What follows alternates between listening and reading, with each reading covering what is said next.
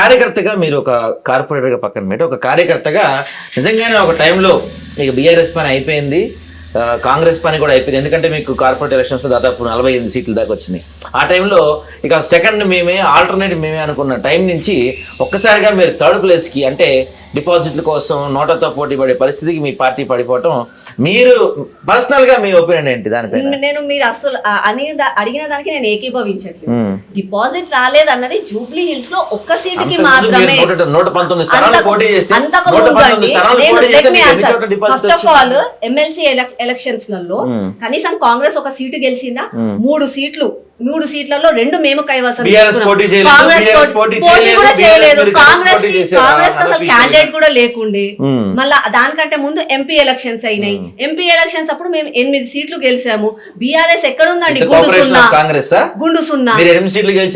Corporation of Congress ఎలా అవుతుంది? Corporation of Revanth Reddy with corporation of BRS. చూడండి, ఏ జాతీయ పార్టీ అయినా పార్టీ ఎదగాలని ఆలోచిస్తుంది, కానీ వాళ్ళతో వీళ్ళతో కార్పొరేషన్ మేమెందుకు పెట్టుకుంటామండి? భూస్థాపితం అయిపోయిన బీఆర్ఎస్ పార్టీ ఉంటుందా లేదా ఆ కుటుంబ సభ్యులకే తెలియదు. అయ్యనేమో ఫామ్ హౌస్ ఉంటాడు, అక్కనేమో చెల్లెనేమో ఒక్క దగ్గర ఉంటది, తమ్ముడేమో ఎప్పుడు జైలుకి పోతాడో తెలియదు. అట్లాంటిది వాళ్ళ గురించి నాకెందుకండి? ఎప్పుడు జైలుకి వెళ్తాడో కానీ మీరు మాత్రం వాళ్ళకి తెర వెనక తెర ముందు సపోర్ట్ చేస్తూనే ఉంటారు. గవర్నర్ కి ఏమో అప్పీల్ పెడితే గవర్నర్ ఆమోదించాడు. సిబిఐకి దర్యాప్తు కాళేశ్వరం చేస్తే సిబిఐ వేగంగా చేయదు. మేము అరెస్ట్ చేస్తాం, సిబిఐకి ఇవ్వండి అని చెప్పి గొడవ చేశారు. సిబిఐకి ఇచ్చి దాదాపు 2 నెలలు. ఎట్లా అంటే మిడిక్ జ్ఞానం అంటారు కదండి, హాఫ్ నాలెడ్జ్ తోటి మాట్లాడుతున్నట్టుగా అనిపిస్తుంది. మన కాన్స్టిట్యూషన్ ఆఫ్ ఇండియాలో ఏ పని జరగాలన్నా ప్రణాళిక బద్ధంగా అవుతుంది. You should place evidence, you should give proofs. నాకు వీళ్ళు నచ్చట్లేదు, నాకు వీళ్ళంటే కోపం, వీళ్ళని అరెస్ట్ చేయండి అని అంటే లా అరెస్ట్. మీరు చెప్పిన ప్రకారం మిడిమిడి జ్ఞానం అని అనుకుందాం మనం. మరి గవర్నర్ దగ్గర పంపిన ఫైల్ దాన్ని వెరిఫై చేయడానికి గవర్నర్ కి 3 నెలల సమయం పట్టిందా? అందుకే వాళ్ళని గవర్నర్ అంటారండి. ఎందుకు 3 నెలల టైం తీసుకుంటున్నందుక? గవర్నర్ కి ఎంత సమయం కావాలో అని చెప్పి మీరు ఎట్లా నిర్ణయిస్తారు? గవర్నర్ కి ఎంత సమయం కావాలో నేను ఇవాళ మిమ్మల్ని ఒక ఎగ్జాంపుల్ అడుగుతున్నాను. You think about your self. మీరు అడిగిన ప్రశ్నకి మీరే ఆలోచించుకోండి. కసాబ్ అని ఒక టెర్రరిస్ట్ వచ్చాడు పాకిస్తాన్ నుంచి. వాడు వచ్చాడు, మన ఇండియాకి వచ్చాడు, చొరబడ్డాడు. అందరి ముందలో సీసీ కెమెరాలు ఉన్నాయి, అన్ని ఉన్నాయి. 100 మందిని వాళ్ళు చంపారు. చంపిన తర్వాత వానికి ఎన్ని రోజుల తర్వాత శిక్ష పడిందండి? మీరు అన్న బట్టి అయితే ఆ రోజుకి అప్పటికప్పుడు వానికి ఉరి శిక్ష వేయాలి. వేసామా మనము? వేయలేదు. మన ఇండియన్ లా అలాంటిది. సాక్ష్యాలు ఉండాలి, వాడికి చెప్పే సమాధానం ఉండాలి. నువ్వు నిజంగా కూడా చంపినావు విభయ్, ఎందుకు చంపినావు, నిన్ను ఎవరు ప్రోత్సహించారు, వాళ్ళని కూడా నువ్వు ముందుకు తీసుకురావాలి కదా. So that's a procedure. నాకు నచ్చట్లే, నాకు కవిత అంటే కోపం, కవితని చేయలే, నాకు కేసీఆర్ అంటే కోపం, కేసీఆర్ చేయాలి అంటే నరేంద్ర మోదీ గారు ఉన్న ఈ 12 సంవత్సరాలలో అసలు మాకు అపోజిషనే ఉండొద్దు కదా. మన బ్యూటీ ఆఫ్ మన ఇండియన్ కాన్స్టిట్యూషన్ ఏంది అంటే we have to have a strong opposition. నువ్వు చేసేది తప్పు, నువ్వు అట్లా చెయ్యొద్దు అని చెప్పి ఒక అపోజిషన్ మనం ప్రశ్నిస్తేనే మనం పని చేస్తాం. కాబట్టి అపోజిషన్ ఉండాల్సిందే కదా. నువ్వు అందరిని అరెస్ట్ చేసుకుంటూ పోతే ఎలా అవుతుంది? బహుశా మీకు తెలియదు అనుకుంటా, రాజకీయ నాయకుల్ని విచారించే విధానం వేరుంటుంది, టెర్రరిస్టులు విచారించే విధానం వేరుంటుంది. టెర్రరిస్టులకు ఎక్కువ టైం ఎందుకు తీసుకుంటారంటే వాళ్ళ దగ్గర నుంచి మిగతా విషయాలు రాబడతాం కోసం, మిగతా వాళ్ళ సీక్రెట్స్ రాబడటం కోసం, వాళ్ళని రకరకాలుగా టార్చర్ చేయడం కోసం వాళ్ళని ఎక్కువ టైం తీసుకుంటారు.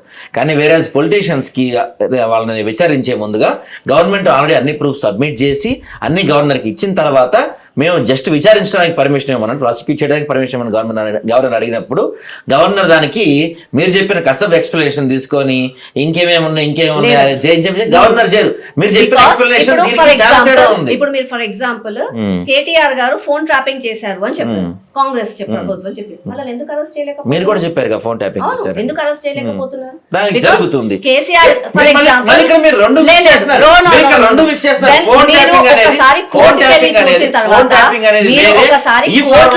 తర్వాత లాయర్లతో మాట్లాడితే ఆ రోజు మీకు అర్థమవుతుంది. నేను ఒక ఎగ్జాంపుల్ చెప్తున్నా. మీరు ఫోన్ ట్యాపింగ్ కేసు మీద కేటీఆర్ గురించి అన్నాడు. కేటీఆర్ అక్కడికి పోతాడు. కేటీఆర్ అక్కడికి పోయి నాకు తెలియదు, మల్లేష్ కి తెలుసు, రాముకు తెలుసు, రాజుకి తెలుసు అని చెప్పి ఒక 10 పేర్లు చెప్తాడు. ఆ 10 మందిని కూడా విచారించాలి కదండి, సమయం పడుతుంది కదా.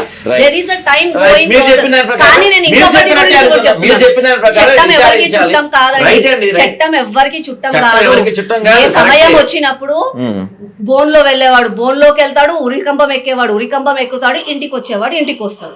అది ఒక ప్రాసెస్ ఆఫ్ థింగ్. సిబిఐ చేసేది సిబిఐ చేస్తుంది, కోర్టు చేసే పని కోర్టు చేస్తుంది.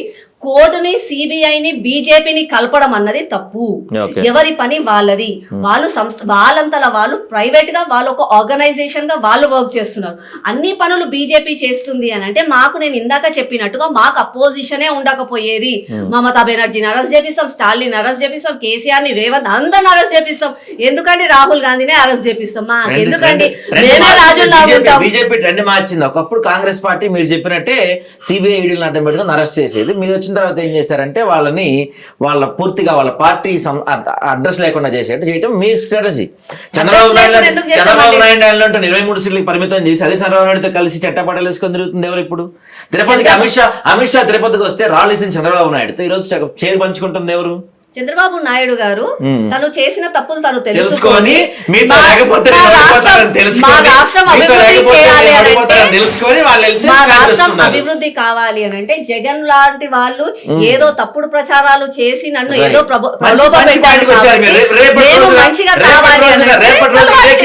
ఇదే కేసీఆర్ వెళ్ళి నేను తప్పు తెలుసుకున్నాను, రేవంత్ రెడ్డి వల్ల మా రాష్ట్రం నాశనం అయిపోతుంది, మనం కలిసి పనిచేద్దాం అంటే మీరు కేసీఆర్ కలుస్తారా మళ్ళీ? అయితే సో బీజేపీ కేసీఆర్ కలవబోతున్నారు మళ్ళీ. రాష్ట్రం, దేశం, ప్రజల సంక్షేమం కోసం